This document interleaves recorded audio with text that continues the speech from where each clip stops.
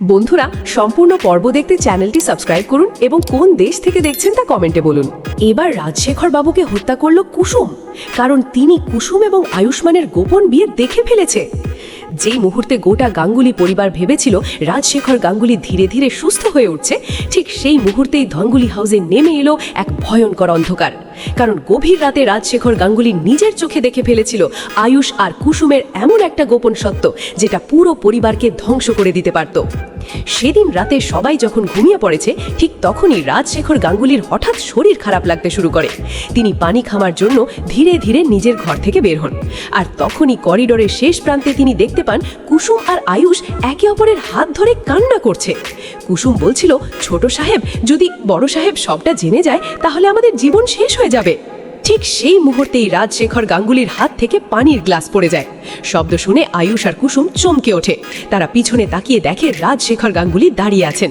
রাজশেখর গাঙ্গুলির চোখে তখন প্রবল রাগ আর অবিশ্বাস। তিনি কাঁপা গলায় বলেন, তোমরা এতদিন ধরে আমার চোখের সামনে আমাকে ধোঁকা দিয়ে এসেছো। কুসুম ভয়ে কেঁপে ওঠে। আয়ুষ বাবাকে সামলানোর চেষ্টা করে বলে, বাবা, তুমি ভুল বুঝছো। কিন্তু রাজশেখর গাঙ্গুলি প্রচণ্ড রেগে গিয়ে বলতে থাকেন, না আয়ুষ, আজ সব বুঝতে পারছি, তোমরা সবাই মিলে আমাকে অন্ধকারে রেখেছিলে। এই উত্তেজনার মাঝেই হঠাৎ রাজশেখর গাঙ্গুলির বুকের ব্যথা শুরু হয়। তিনি মাটিতে লুটিয়ে পড়েন। ঠিক তখনই কুসুম দৌড়ে গিয়ে তাকে সামলানোর চেষ্টা করে। কাঁদতে কাঁদতে বলে, বড় সাহেব, চোখ খুলুন। আয়ুষ তাড়াতাড়ি ডাক্তারকে ফোন করে। তারপর কোনো মতে রাজশেখর গাঙ্গুলিকে হাসপাতালে ভর্তি করা হয়। পরদিন সকালেই খবর ছড়িয়ে পড়ে রাজশেখর গাঙ্গুলি গুরুতর অসুস্থ। ইন্দ্রাণী গাঙ্গুলি কান্নায় ভেঙে পড়ে। আর ঠিক সেই সময় মীনাক্ষী সুযোগ বুঝে আগুনে ঘি ঢালতে শুরু করে। মীনাক্ষী বলে, দিদি, আমি না বলেছিলাম এই কুসুমি দাদার সর্বনাশ করবে। ইন্দ্রাণী তখন কিছুই বুঝতে উঠতে পারছিল না, কারণ একদিকে স্বামীর জীবন মরণ পরিস্থিতি, অন্যদিকে ছেলের গোপন বিয়ে। কয়েকদিন পর ডাক্তার জানায় রাজশেখর গাঙ্গুলিকে বাড়িতে নিয়ে যাওয়া যাবে, তবে তার বিশেষ যত্ন দরকার। গাঙ্গুলি বাড়িতে রাজশেখর গাঙ্গুলিকে ফিরিয়ে আনার দিন বাড়িতে বিশাল আয়োজন হয়। ইন্দ্রাণী নিজের স্বামীকে বরণ করে ঘরে তোলে। কিন্তু ঠিক সেই মুহূর্তেই সবাইকে অবাক করে দিয়ে ইন্দ্রাণী গাঙ্গুলি কুসুমের দিকে তাকিয়ে বলে, আজ থেকে তোমার বড় সাহেবের সমস্ত দায়িত্ব তোমার। এই কথা শুনে সবাই চমকে যায়। মীনাক্ষী সঙ্গে সঙ্গে বলে ওঠে, দিদি, তুমি পাগল হয়ে গেছো নাকি?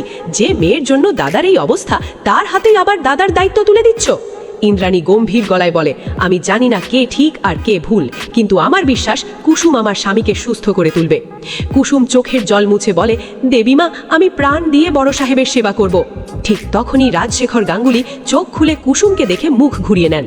তিনি যেন কুসুমের সেবা নিতে রাজি নন। মীনাক্ষী তখন সুযোগ নিয়ে বলে, দেখেছ দিদি, দাদাও চাইছে না এই মেয়েটা ওর কাছে থাকুক।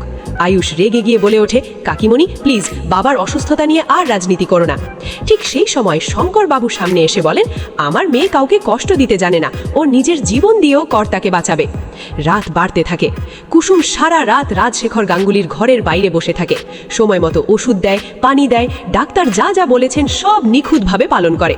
একসময় গভীর রাতে রাজশেখর গাঙ্গুলির আবার শ্বাসকষ্ট শুরু হয়। সবাই ঘুমিয়ে থাকলেও কুসুম সেটা বুঝতে পারে। সে তাড়াতাড়ি অক্সিজেন মাস্ক লাগিয়ে দেয় এবং ডাক্তারকে ফোন করে। ডাক্তার এসে বলেন, আর 5 মিনিট দেরি হলে বড় বিপদ হয়ে যেত। ইন্দ্রাণী গাঙ্গুলি তখন কুসুমের দিকে কৃতজ্ঞ চোখে তাকায়। কিন্তু মীনাক্ষীর সন্দেহ আরও বাড়তে থাকে। সে মনে মনে ভাবে, না, এই মেয়েটার মধ্যে নিশ্চয়ই কোনো বড় রহস্য আছে। পরদিন সকালে বাড়িতে নতুন ঝড় ওঠে, কারণ সংবাদ মাধ্যমে খবর বের হয় গাঙ্গুলি পরিবারের কর্তার অসুস্থতার পেছনে কি রয়েছে পারিবারিক ষড়যন্ত্র। সাংবাদিকরা বাড়ির সামনে ভিড় করতে শুরু করে। এক সাংবাদিক চিৎকার করে বলে, কুসুম কি সত্যি রাজশেখর গাঙ্গুলির অসুস্থতার কারণ? এই কথা শুনে কুসুম ভেঙে পড়ে। সে নিজের ঘরে গিয়ে কাঁদতে থাকে। ঠিক তখনই আয়ুষ সেখানে এসে বলে, জাদুকর, তুমি ভেঙে পড়ো না, আমি তোমার পাশে আছি। কুসুম কাঁদতে কাঁদতে বলে, ছোট সাহেব, যদি সত্যি আমার জন্য বড় সাহেবের কিছু হয়ে যায় তাহলে? আয়ুষ তার হাত ধরে বলে, না, তুমি বাবাকে বাঁচিয়েছো।